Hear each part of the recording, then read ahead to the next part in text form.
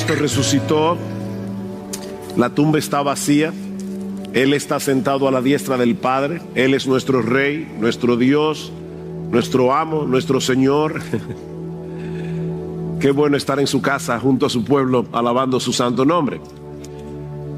Pero ciertamente, hermanos, cuando lleguemos a la gloria y estemos todos juntos, de todo pueblo, toda tribu, lengua, nación, qué glorioso será poder alabar todos juntos al Cordero. Y hoy tuvimos un pequeñito ensayo al tener aquí hermanos de México, de Colombia, de Chile, de República Dominicana, de Cuba, de Estados Unidos, de Puerto Rico. ¿Qué se me está quedando? Costa Rica. Wow, gracias al Señor que tenemos la oportunidad de poder alabar juntos en esta mañana al pueblo de Dios. Yo les pido por favor que vayan conmigo a segunda a los Corintios, pero esta vez no al capítulo 1, sino al capítulo 12. Segunda a los Corintios, capítulo 12. No vamos a continuar, obviamente, nuestra serie en Primera a Tesalonicenses. Dice así la palabra del Señor: el gloriarse es necesario, aunque no es provechoso. Pasaré entonces a las visiones y revelaciones del Señor. Conozco a un hombre en Cristo que hace 14 años, no sé si en el cuerpo, no sé si fuera del cuerpo, Dios lo sabe, el tal fue arrebatado hasta el tercer cielo. Y conozco a tal hombre, está hablando de sí mismo, si en el cuerpo o fuera del cuerpo, no lo sé, Dios lo sabe, que fue arrebatado al paraíso y escuchó palabras inefables que al hombre no se le permite expresar. De tal hombre sí me gloriaré, pero en cuanto a mí mismo no me gloriaré, sino en mis debilidades. Porque si quisiera gloriarme no sería insensatos, pues diría la verdad. Es decir, si quisiera gloriarse de esa visita al paraíso, mas me abstengo de hacerlo para que nadie piense de mí más de lo que ve en mí u oye de mí. Y aquí está mi texto que voy a estar exponiendo en esta mañana. Y dada la extraordinaria grandeza de las revelaciones, por esta razón, para impedir que me enalteciera, me fue dada una espina en la carne, un mensajero de Satanás que me abofetee para que no me enaltezca. Acerca de esto 3 veces he rogado al Señor para que lo quitara de mí. Y Él me ha dicho: te basta mi gracia, pues mi poder se perfecciona en la debilidad. Por tanto, muy gustosamente me gloriaré más bien en mis debilidades, para que el poder de Cristo more en mí. Por eso me complazco en las debilidades, en insultos, en privaciones, en persecuciones y en angustias, por amor a Cristo, porque cuando soy débil, entonces soy fuerte. Vamos a orar una vez más. Soberano Señor, cuánto necesita tu pueblo tu palabra. Cuánto necesitamos tus hijos, que tu Espíritu Santo venga y aplique con poder tu palabra en nuestros corazones. Estamos tan necesitados de ti. Seguramente en medio nuestro hay hermanos cansados, agotados en la carrera, hermanos que están abatidos a través de diversas dificultades, tribulaciones, aflicciones. Pastores que están en medio nuestro debido al intensivo pastoral. Cuánto necesitamos, oh Señor, todos nosotros, que tú nos ministres en esta mañana. Ven y háblanos, porque te lo pedimos en el precioso nombre de Jesús. Amén. Yo supongo que algunos aquí, o probablemente muchos aquí, alguna vez han pensado que de no ser por algunas limitaciones, pudieran servir mejor, pudieran ser más útiles en el reino de Dios.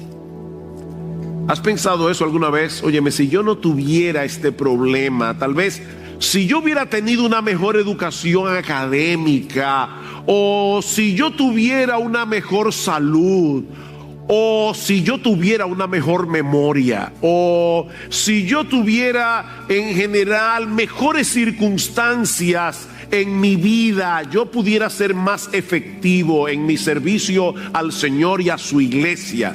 Mi hermano, mi hermana, ¿alguna vez tú has pensado así? O tal vez estás aquí hoy en la mañana pensando así.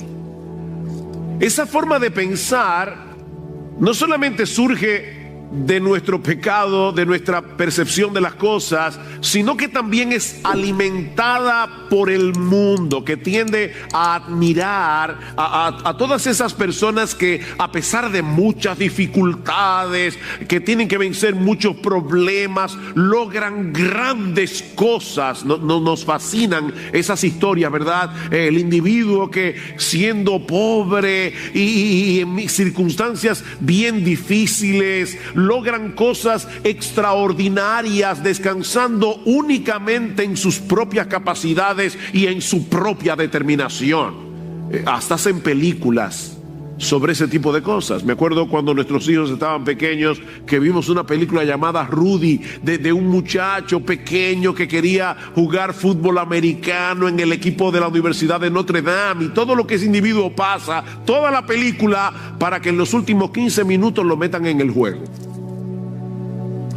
Nos encantan esas historias de autoayuda. Pero según la enseñanza de Pablo en este pasaje, es más bien nuestro sentido de insuficiencia, son nuestras debilidades la clave para ser útiles en el reino de Dios. Te lo voy a repetir otra vez porque eso es antiintuitivo. Son nuestras limitaciones, es nuestro sentido de insuficiencia, son nuestras debilidades la clave para ser útiles en el reino de Dios. Pablo está contrastando aquí su ministerio con el de los falsos maestros. Si leemos toda la carta de 2 a los Corintios, nos vamos a dar cuenta. Los falsos maestros se gloriaban en sus capacidades, en sus personalidades carismáticas, en sus experiencias extraordinarias, y veían a Pablo con menosprecio y decía: Pablo es fuerte en sus cartas, pero su presencia es menospreciable. Pablo es un individuo débil. Y dice Pablo al final: sí, tienen razón, pero ahí es precisamente donde yo me glorío. Yo me glorío en mi debilidad, y no porque no haya tenido experiencias inusuales. Y ahí es que Pablo cita la extraña, la inusual experiencia que tuvo, donde Dios lo arrebató. Dice él: si en el cuerpo no lo sé, si fuera del cuerpo no lo sé. Él mismo no puede explicar exactamente cómo sucedió eso, pero él dice: si vamos a hablar de experiencias extraordinarias, Dios me arrebató al paraíso, Dios me arrebató hasta el tercer cielo, donde yo escuché palabras inefables. Esa palabra dominguera lo que significa es: lo que yo vi no lo puedo relatar, no lo puedo narrar. De hecho, a mí no se me dio permiso para yo poder compartir lo que yo vi, lo que yo escuché, lo que yo experimenté en el paraíso. Hoy día hay individuos que suben, van al cielo, escriben libros, se hacen famosos. Pablo dice: no, en el caso mío, a mí Dios no me permitió hablar de eso. La única razón por la que Pablo hace mención de esa extraña visita al paraíso, que le había sucedido 14 años atrás y que él nunca había mencionado, la única razón era poder poner en contexto el aguijón en la carne que Dios le había dado para que él no se enalteciera. Él quería que la gente entendiera por qué Dios le dio un aguijón, y dice 2 veces en el versículo 7: para que no me enaltezca. Literalmente, para que la cabeza no se me ponga grande, Dios me dio un aguijón. En otras palabras, Pablo no está descansando en ese tipo de experiencias extraordinarias para probar la genuinidad de su ministerio. Eso no es necesario. Pastores que están aquí, no quieran, no deseen pasar por experiencias extraordinarias para probar que ustedes verdaderamente son hombres de Dios. Pablo dice, eso no es necesario.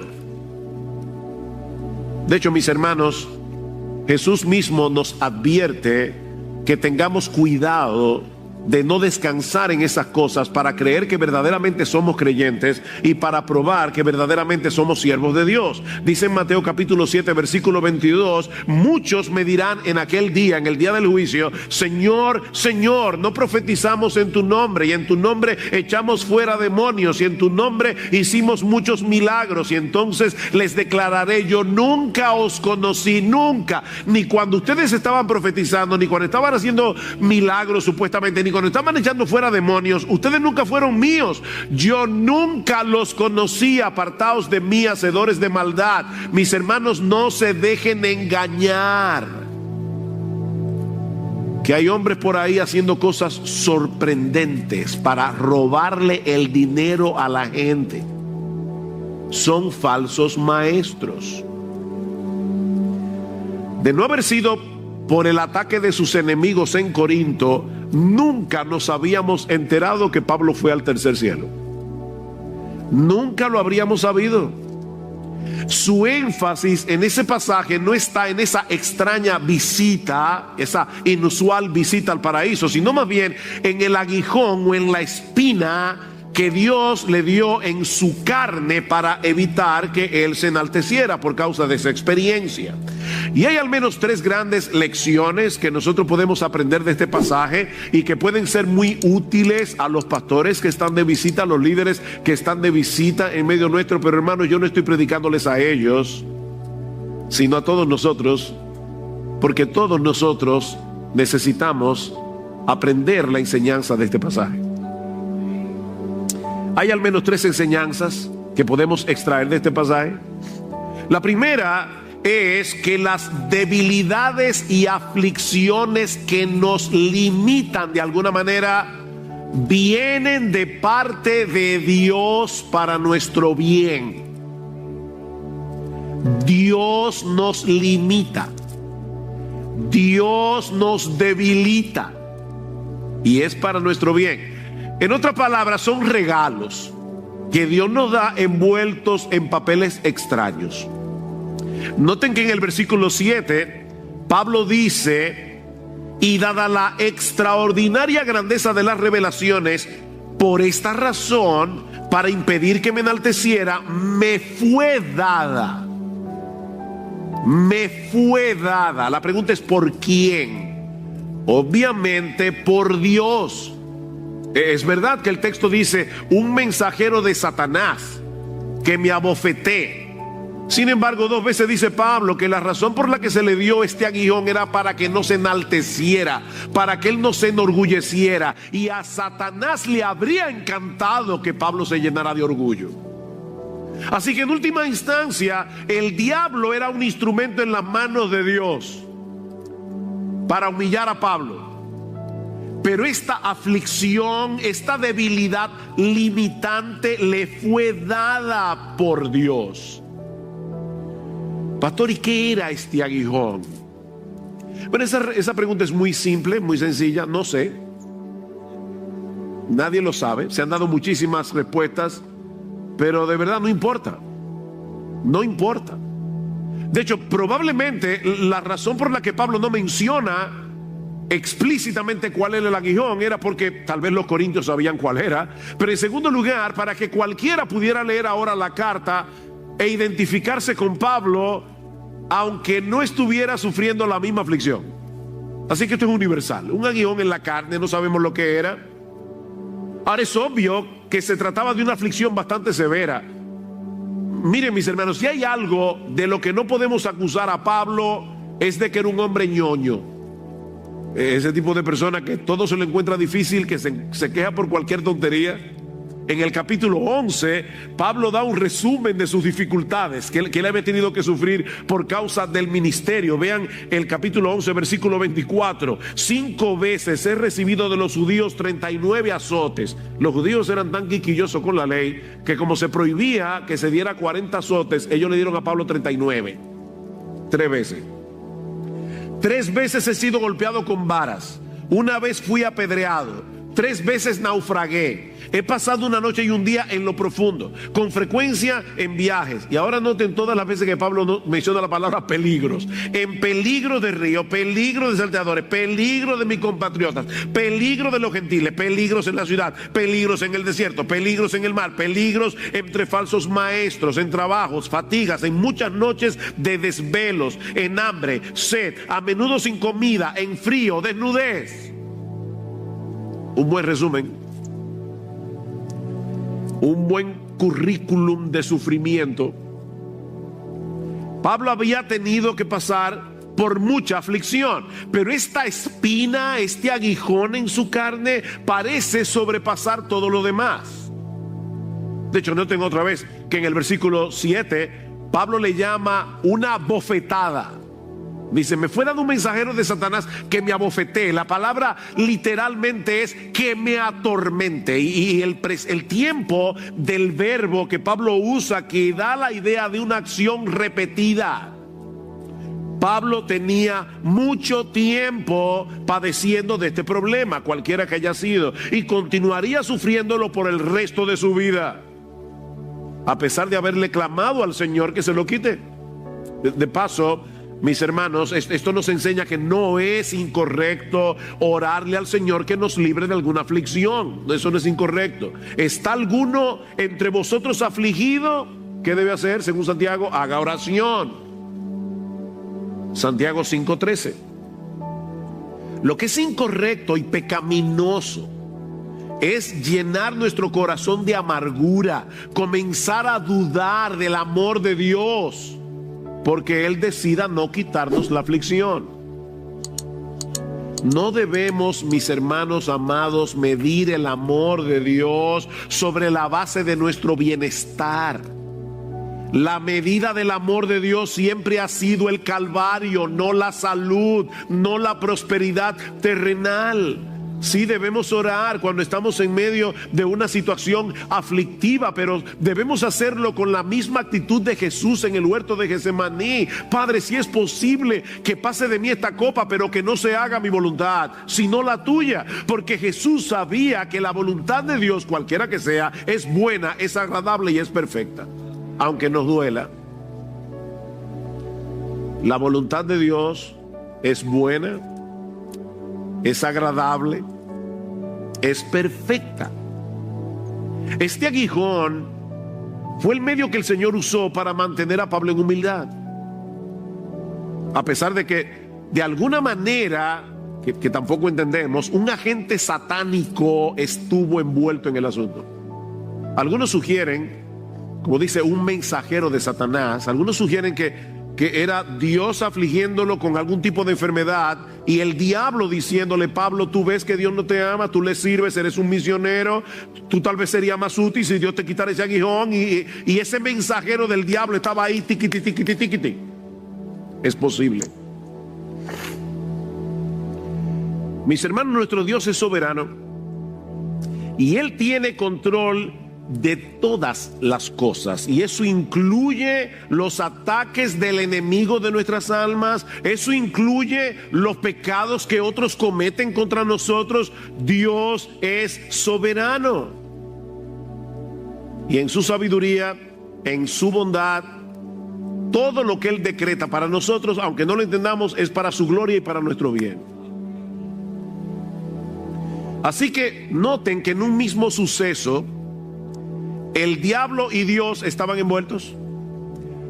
Dios está tratando de hacer algo en la vida de Pablo y el diablo también. Yo no sé si ustedes se dieron cuenta del contraste, porque honestamente yo no lo había visto hasta esta semana, y he leído ese pasaje un montón de veces. Eso es lo bueno de la Biblia, es un pozo sin fondo. Pablo está diciendo en el principio del pasaje, Dios me permitió ir al tercer cielo, y luego dice que le enviaron un mensajero desde el infierno. ¿Qué contraste? Comienza en el cielo y a la mitad un mensajero de Satanás. Un mensajero desde el infierno. Qué extraña es la vida, ¿verdad? La vida del creyente. Qué paradójica. Dios y el diablo obrando juntos con dos propósitos muy diferentes. Y nosotros no somos ni títeres de Dios ni títeres del diablo. Dios está tratando de hacer algo en tu vida, el diablo está tratando de hacer algo muy diferente, y tú, en medio de la situación, no eres un títere. Nosotros somos responsables de reaccionar piadosamente, somos responsables de reaccionar sabiamente en medio de la providencia aflictiva, y eso nos lleva a nuestro segundo encabezado. Debemos aceptar gustosamente, no con resignación. Debemos aceptar gustosamente las limitaciones que Dios trae a nuestras vidas, porque Él será glorificado en nuestra debilidad. Para que no se distraigan, déjenme repetir otra vez. Cuando vienen esas limitaciones, vienen esas aflicciones, debemos aceptarlas gustosamente, no porque seamos masoquistas, no porque nos guste sufrir, no, a nadie le gusta sufrir, sino porque sabemos que Dios será glorificado, Cristo será glorificado en nuestra debilidad. Pablo le había pedido al Señor al menos en 3 ocasiones que lo libre de este aguijón. Y algunos comentaristas presuponen que Pablo se refiere a 3 ocasiones específicas en las que él percibió en una forma muy aguda el impacto debilitante de esta espina o de este aguijón en su carne. Pero como sucedió con el Señor en el huerto de Getsemaní, Dios tomó la decisión de fortalecerlo, pero no de librarlo. ¿Ven? Es una idea similar a la que Pablo expresa en el pasaje que leímos al inicio de este culto, segunda a los Corintios capítulo 1. Pablo dice: bendito sea el Dios y Padre de nuestro Señor Jesucristo, Padre de misericordias y Dios de toda consolación, el cual nos consuela en todas nuestras tribulaciones, para que podamos también consolar a los que están en cualquier tribulación por medio de la consolación con que nosotros somos consolados por Dios. ¿Cuál es el énfasis en este texto? Consolación. Pero la palabra que se traduce como consolación no significa alivio, no significa reducción del dolor. Nosotros a veces pensamos en el consuelo cuando estamos en medio de un problema y de alguna manera viene Dios, interviene y nos libra de la aflicción. Pero esa no es la idea de la palabra, que de hecho es una palabra bastante fuerte que se usa en el idioma original. Dice John Stott que esa palabra significa más bien una renovación de fuerza a través del aliento. ¿Ustedes recuerdan cuando Jesús estaba orando en el huerto de Getsemaní? Y Dios envió un ángel. ¿Para qué envió al ángel? ¿Para librar a Jesús del dolor? No. Fue para fortalecerlo. ¿Para qué? Para que siguiera hacia la cruz. Jesús ya estaba sufriendo y viene un ángel a levantarlo, a decirle: sigue tu camino, todavía te falta morir. No es aliviarnos del dolor, es fortalecernos a través del aliento. Sigue diciendo John Stott: Pablo está alabando a Dios por su infinita provisión de fortaleza para ayudarnos a seguir adelante y a levantarnos en toda ocasión, que es la misma idea que encontramos en nuestro pasaje. Señor, quítame este aguijón. No, hijo mío, te basta mi gracia. Mi gracia es suficiente porque mi poder se perfecciona en la debilidad. Siempre que yo leo este pasaje, no puedo evitar pensar en Spurgeon, porque Spurgeon, el gran predicador inglés, en una ocasión iba en su carroza de caballos a predicar en un lugar. Él estaba sumamente nervioso por el peso de la responsabilidad de la predicación, y dice que de repente recordó este texto: bástate mi gracia, mi poder se perfecciona en la debilidad. Y Spurgeon dice: por primera vez yo noté la ironía del texto y comencé a reírme a carcajadas en la carroza. ¿Por qué? Te basta mi gracia. Mis hermanos, ¿de qué tamaño es la gracia de Dios? La gracia de Dios no es algo que Dios da, es parte del carácter divino. O sea que la gracia de Dios es del tamaño de Dios. Y la pregunta es, ¿te basta su gracia? Usted sabe lo que es un guppy, ¿verdad? Un guppy es un pececito que es de agua salada, de agua dulce, pero es un pececito chiquitico. Es como decirle a un guppy, ¿te basta el Atlántico o tú necesitas más agua? Eso fue lo que Spurgeon entendió. Bástate mi gracia. Tal vez Pablo le había argumentado a Dios en oración: yo estaría en una mejor condición para servirte si tú me libras de este aguijón, si tú me sacas esta espina debilitante, yo estaré mejor equipado para hacer tu obra. Y el Señor viene y le hace ver que era todo lo contrario. No, Pablo, esa limitación es la clave de tu utilidad. Es necesario que yo te mantenga así, porque esa es la manera que yo estoy utilizando para magnificar el poder de mi Hijo en ti. Bástate mi gracia. Ahora es importante aclarar que cuando Pablo habla aquí de debilidades, él no se está refiriendo a una debilidad moral. En otras palabras, Pablo no está diciendo: bueno, yo tengo problemas con la codicia, tengo problemas con la lujuria, tengo problemas con la pornografía, se me hace muy difícil perdonar a nadie, pero no importa porque el poder de Dios se perfecciona en la debilidad. No tengo otra vez el versículo 10.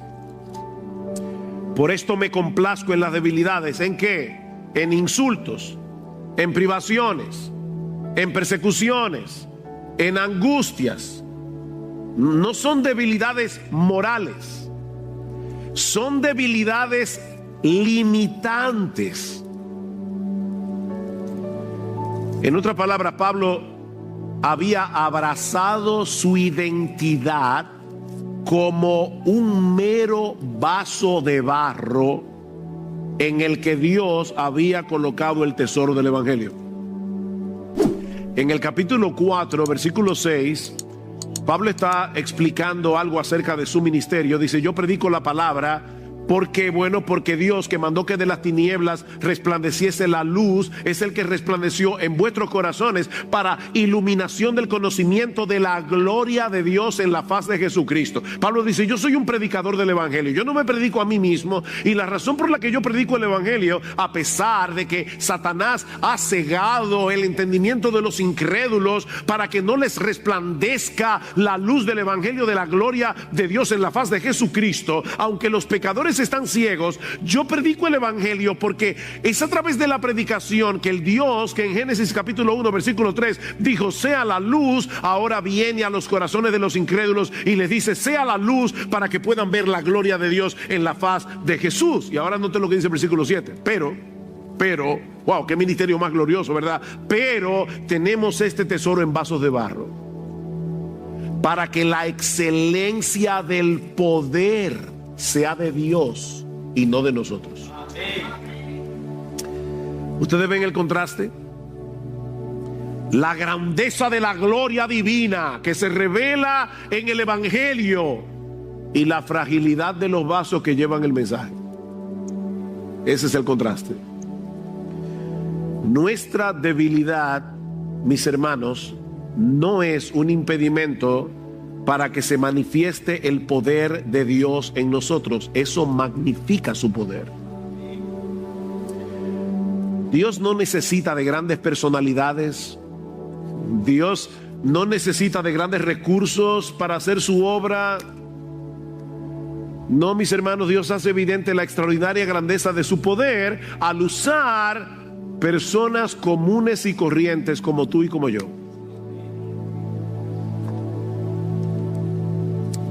Ninguno de nosotros tiene en sí mismo lo que se necesita para hacer la obra de Dios. Ninguno de nosotros tiene lo que se necesita en sí mismo para vencer el pecado. ¿Qué dice Jesús? Separados de mí, ustedes pueden hacer como un 70%, 80%, 90%, 99%.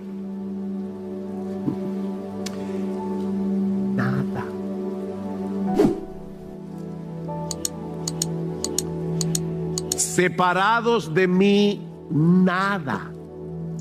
Nosotros somos un ejército de nadas. Tú eres nada, nada, nada.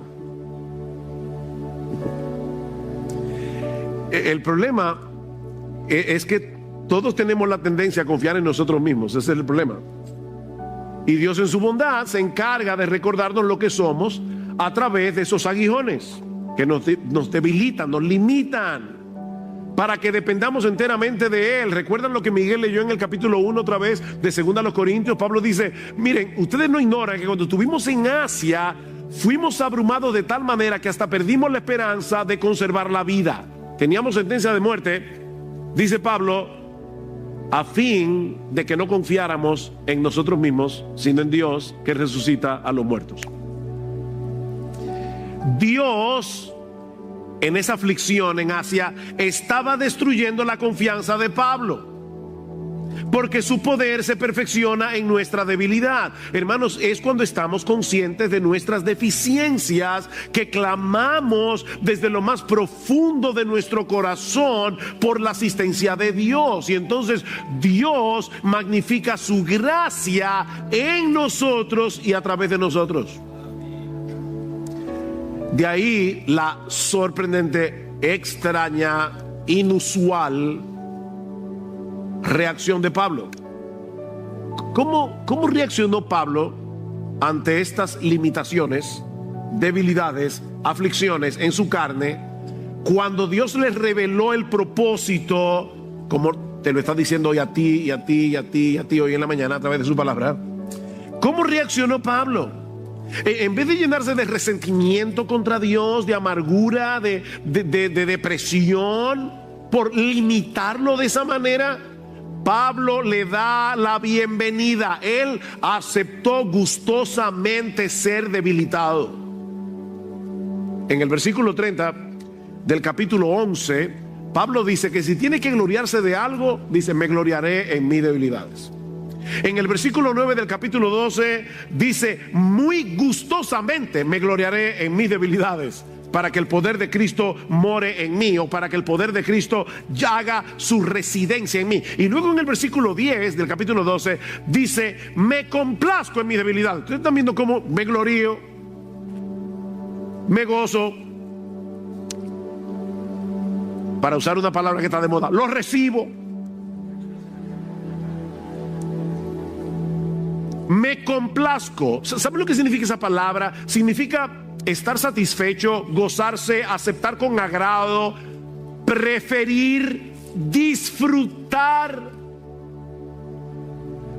Pablo está diciendo, bienvenidas sean todas estas aflicciones. No porque me gozo en el dolor, no, sino porque cuando soy débil, entonces soy fuerte. Esa conexión es importante. Cuando entonces, Pablo está diciendo, es cuando soy consciente de mi debilidad que entonces soy fuerte, porque eso me lleva a depender enteramente de Él y no de mí. Vamos a ver el texto a la inversa. Cuando yo creo que soy fuerte, ahí es que yo soy débil.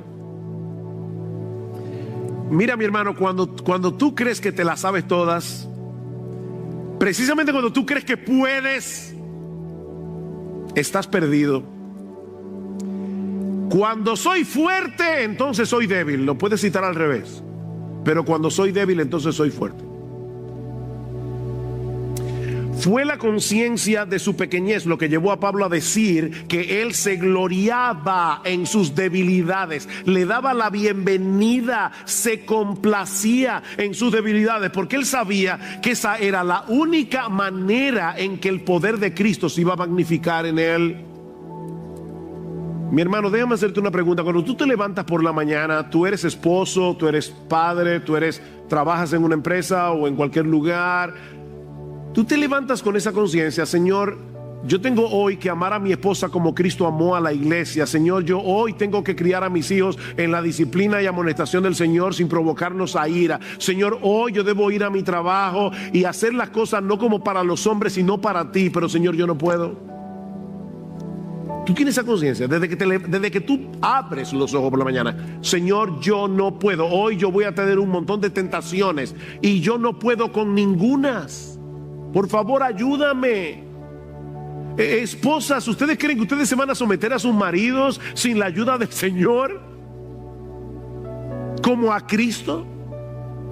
Hijos, jóvenes, niños. Yo sé que someterse a los padres es difícil, porque yo también fui niño, yo también fui joven. Yo sé lo duro que es que te digan que no, yo lo sé.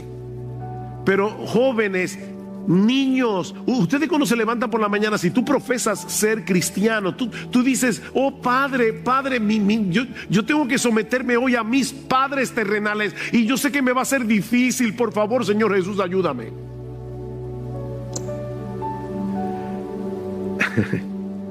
Jóvenes, escúchenme una cosa, porque ustedes son los que tienen más vulnerabilidad a esto.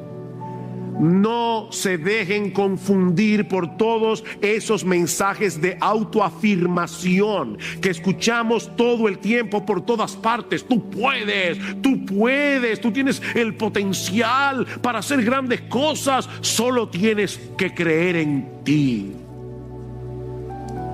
Wow, y sale uno, wow, sí, yo puedo. Reconoce todos esos potenciales, todo ese potencial que está escondido en ti. Tu problema es que tú no crees en ti. No, tu problema es que tú crees en ti. Ese es tu problema.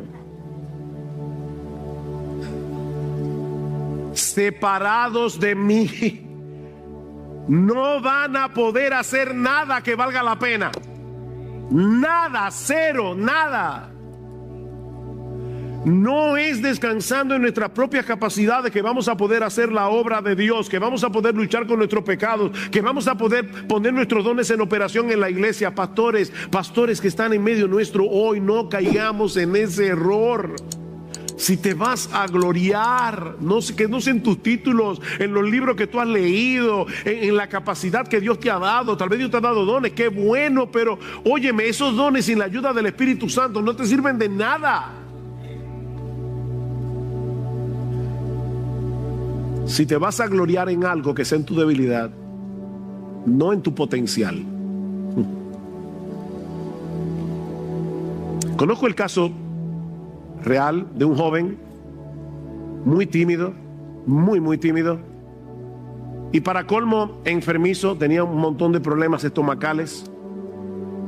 Y un día un misionero pasó por su ciudad, vio el potencial de piedad de este joven, vio que a pesar de venir de un hogar mixto, papá inconverso, mamá creyente, él vio que este joven realmente amaba al Señor, amaba su obra.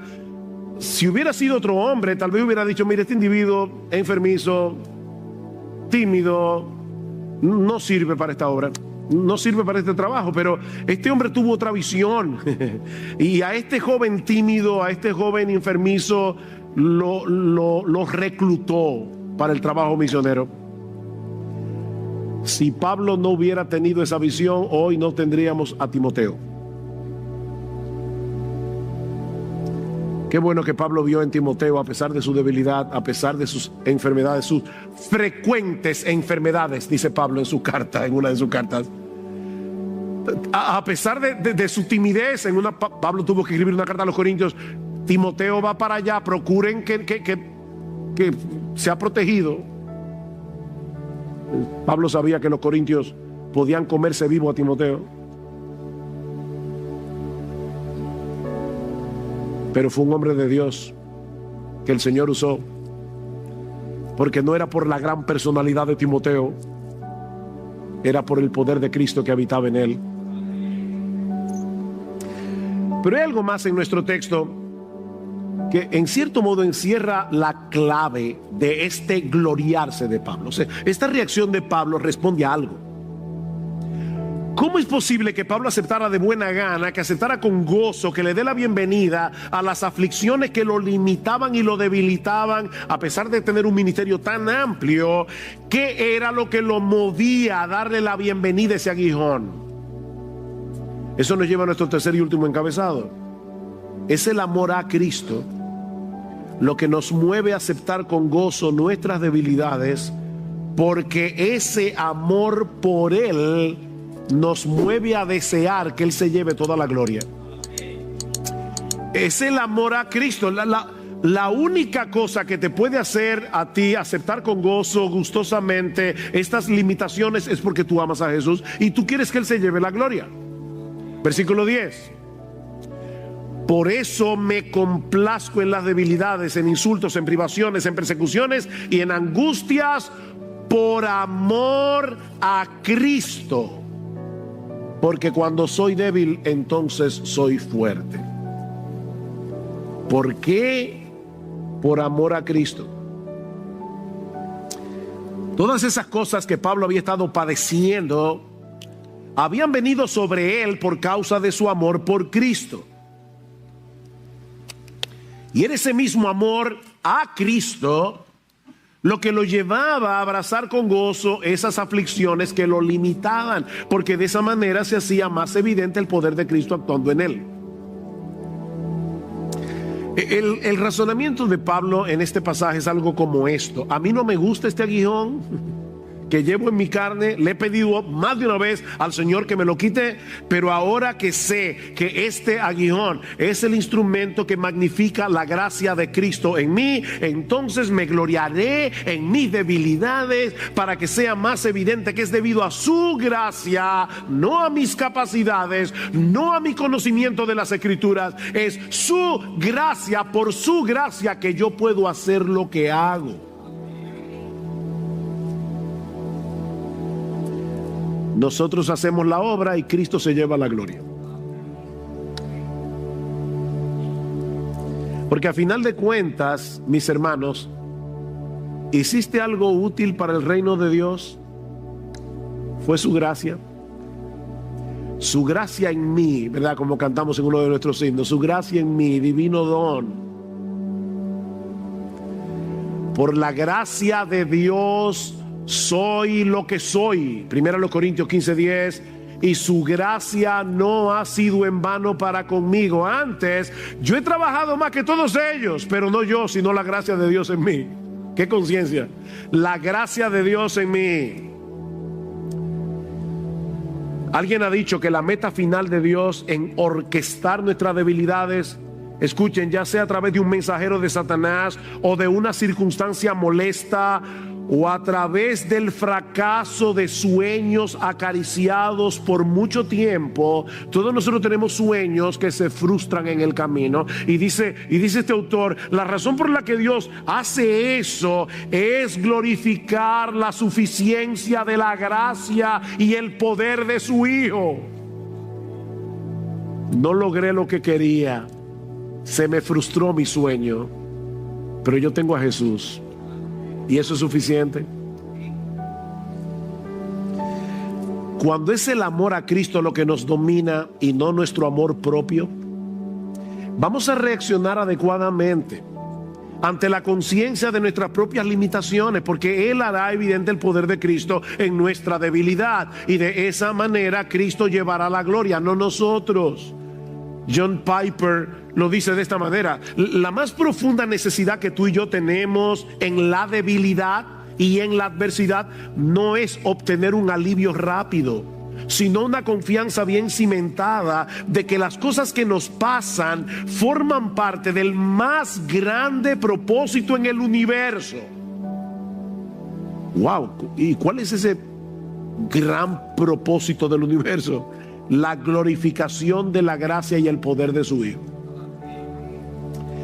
Esa gracia y ese poder que lo llevaron a la cruz y lo mantuvieron allí hasta que la obra de amor fue consumada. Eso es lo que Dios, dice Piper, está construyendo en nuestras vidas. Ese es el significado de las debilidades, los insultos, las dificultades, las persecuciones y las calamidades que llegan a nuestras vidas por la providencia de Dios. Dios está procurando que solo Jesús sea exaltado. ¿Tú te acuerdas cuando tú te convertiste? ¿Qué fue lo que Dios usó para llevarte a los pies de Jesús en arrepentimiento y fe? Bueno, tú le pediste que te salve cuando te diste cuenta que tú no podías salvarte a ti mismo. O sea, Dios tuvo que hacerte ver tu impotencia para Él poder venir a rescatarte. De esa manera tú recibes la bendición y Él la gloria. Bueno, mi hermano, mira, es así como funciona toda la vida cristiana, no solo la conversión. De eso se trata. En cada paso de avance en nuestro crecimiento espiritual, en cada cosa que hagamos para la edificación del reino, no podemos. La misma actitud que te llevó a depender de Cristo para ser salvo, debes mantenerla día tras día para ser cada vez más santo y para ser cada vez más útil. La vida cristiana avanza como comenzó. No es que tú te conviertes en tu impotencia y ya luego eres empoderado. No. El problema es que el pecado todavía mora en nosotros y nos lleva a creer que somos suficientes, que podemos actuar en independencia, y por eso tratamos de hacer las cosas en nuestras propias fuerzas. Somos tan ignorantes que creemos que podemos hacer lo que realmente no podemos hacer. Pero Dios es tan bueno, tan sabio, que Él se encarga de usar aflicciones limitantes para aplastar ese sentido de autoconfianza y para llevarnos a experimentar la realidad de que Él es capaz, oye esto, hermano, Él es capaz de multiplicar las fuerzas del que no tiene ninguna. Isaías 40:29. O sea, Él no necesita que haya un poco de fuerza para poder multiplicarla, para aumentar lo que hay. No, es que Él no necesita que haya. Él puede aumentar el vigor donde no hay absolutamente nada. Él multiplica las fuerzas del que no tiene ninguna. Él llama a las cosas que no son como si fueran. Romanos 4:17. Pero es el amor a Cristo lo que nos mueve a darle la bienvenida a esas aflicciones limitantes y debilitadoras que vienen a nuestra vida, para que el poder, ese poder todopoderoso de la gracia de Jesús, se haga evidente en nuestra vida. Y la gente nos diga: wow, qué bien lo hace fulano, qué bien lo hace fulana. No, qué bien lo hace Jesús. Yo recuerdo hace muchos años que estaba leyendo una biografía de un hombre que yo admiro mucho, un hombre del pasado, y yo iba leyendo la biografía y decía: wow, pero qué hombre más extraordinario. Y un día el Espíritu Santo me convenció de pecado. Y yo dije: pero ¿cómo que qué hombre? Y de repente seguí leyendo la biografía y dice: wow, qué Dios, que puede tomar una basura que va camino al infierno, un gusano del polvo, y hacerlo útil para el reino de Dios. ¡Qué Dios tenemos! Así que, mi hermano, mi hermana, no te quedes ahí postrado, lamentando tu debilidad, lamentando tus limitaciones. Abraza con gozo esa conciencia de pequeñez. Abraza con gozo esa insuficiencia que te mantendrá de rodillas en dependencia de tu Señor, mientras pones tus dones en operación para la gloria de tu redención, en la edificación de la iglesia y la salvación de los perdidos. Gladys Aylward fue una sirvienta que servía en la casa de un individuo muy rico, y ella siempre deseó ir a la China de misionera. Era una criada, y ella aprovechaba la biblioteca que tenía este hombre y leía, se preparaba ella sola. Ella fue finalmente a la agencia misionera, habló con una persona que la atendió, por cierto, muy amablemente, pero le dijo: pero pero ¿qué tú has estudiado? Dice, no, yo tuve que dejar el colegio para poder servir en una casa de familia. Yo no tengo dinero, pero ¿qué capacidades tú tienes? ¿Sabes chino? No, yo no sé chino. Yo solamente he leído muchos libros que tiene el señor de la casa, pero... Y finalmente este hombre la desechó. Era chiquita, le llamaban la pequeña, ¿cómo era? La pequeña misionera o algo así. Era una muchacha bien chiquita. Esa muchacha pasó yo no sé cuántas vicisitudes y finalmente llegó a la China. Y es increíble la obra que Dios hizo a través de Gladys Aylward. Su obra es tan reconocida que Hollywood hizo una película de su vida. Pequeña, sin educación, pero con un gran amor por Jesús. Mis hermanos, necesitamos desarrollar ese hábito de dependencia constante. Necesitamos recordarnos una y otra vez que nosotros mismos somos menos que nada cuando se trata de hacer la obra de Dios. Por eso es que es tan importante la oración. En el pasaje de 2 Corintios 1 termina hablando de la oración.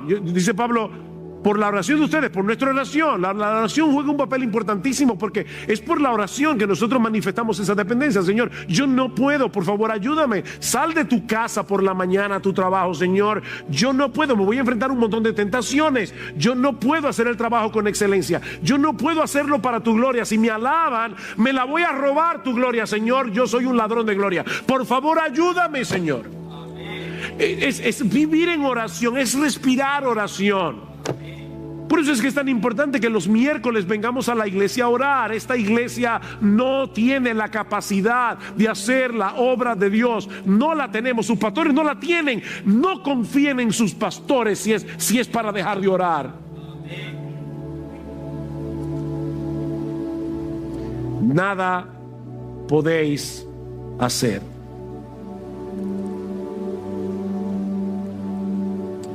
Separados de Cristo somos un cero a la izquierda.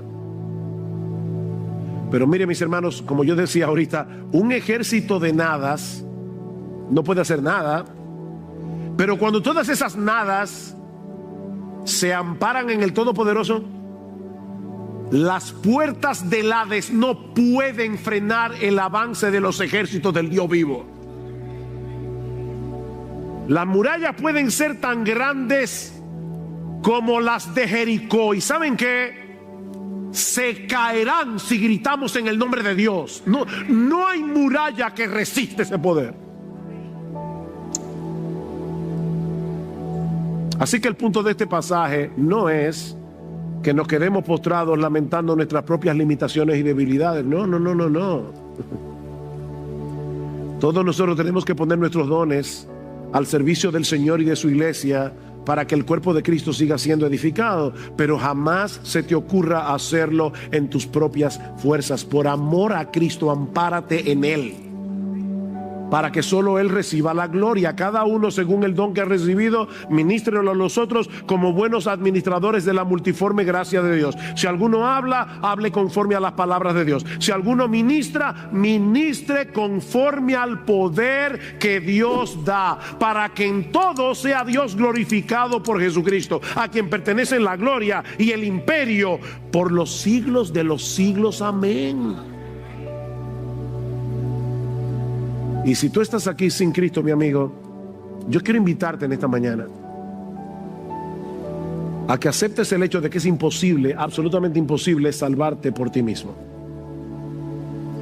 Que reconozcas tu impotencia. La Biblia dice que la salvación se obtiene únicamente por gracia, por medio de la fe. ¿Sabes por qué? Porque la fe magnifica, glorifica al Salvador, no al que cree. Y Dios diseñó toda la cosa para que su Hijo se lleve toda la gloria. Él se hizo hombre y murió siendo perfecto en la cruz del Calvario para pagar nuestra deuda con la justicia de Dios. Y ahora te ofrecen el Evangelio, mi amigo, perdonar todos tus pecados, darte gratuitamente por gracia el don de la vida eterna si vienes a Cristo en arrepentimiento y fe, confiando únicamente en Cristo. Dice la Escritura, mi amigo, que Dios resiste a los soberbios. Dios da gracia a los humildes. Deja de creer que eres capaz de hacer lo que nunca podrás hacer. Y ven humillado a los pies del Salvador, clamando por misericordia. Y Él va a magnificar su gracia en ti, salvándote por gracia. En esta misma hora.